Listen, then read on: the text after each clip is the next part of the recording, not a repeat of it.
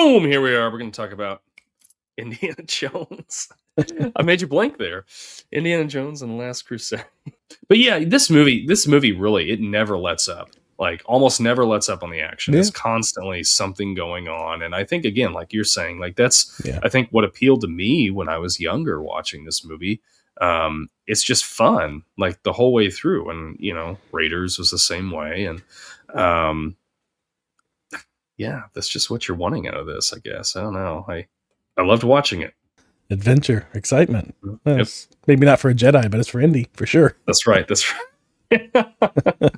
I'm kind of surprised. You know, the reason that they killed him off in The Force Awakens is because Harrison Ford was done playing that character. Like, he just did not want to play.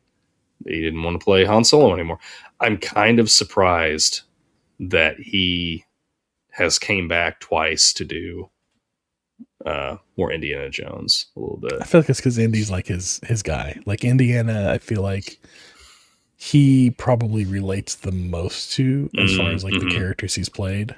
And yeah, I think that's what it is. I feel like it's probably his most beloved character. Or playing the president, but other than that, Air Force One is good. That's a good movie. That's a good movie. Was it just me? Did I seemed like this movie, I started noticing Harrison Ford's aging a little bit in this movie.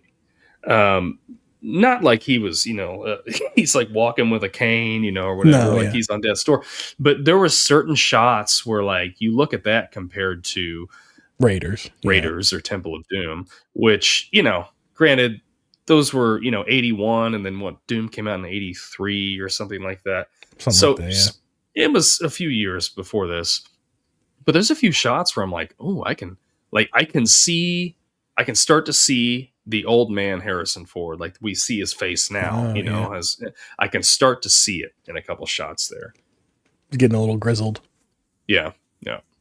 All right. Yeah, I could kind of see that. Yeah. Hear the bones creaking a little here and there. Hey, he pulled it back around for 2 more movies, so. Yeah. And possibly another one. There's another one apparently they're in the works. Really? Wow. Yeah. He's got to pass the torch off to somebody, but we'll get into that.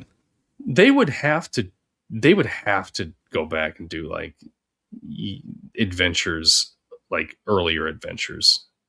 Because they couldn't just like pass it off to, I don't know, I'm trying to think of some really old actor. But you don't want to have like a 95-year-old Harrison Ford. There we take Bryan Cranston. Okay, yeah. But I mean, you don't want to have like some 95-year-old Indiana Jones, like, you know, like trying to find the mystery of the nursing home, you know, like what's hidden behind. Like, where's something. My pudding? Yeah. But yeah, they would. This is something they could continue to make movies on, because he could have countless adventures, right?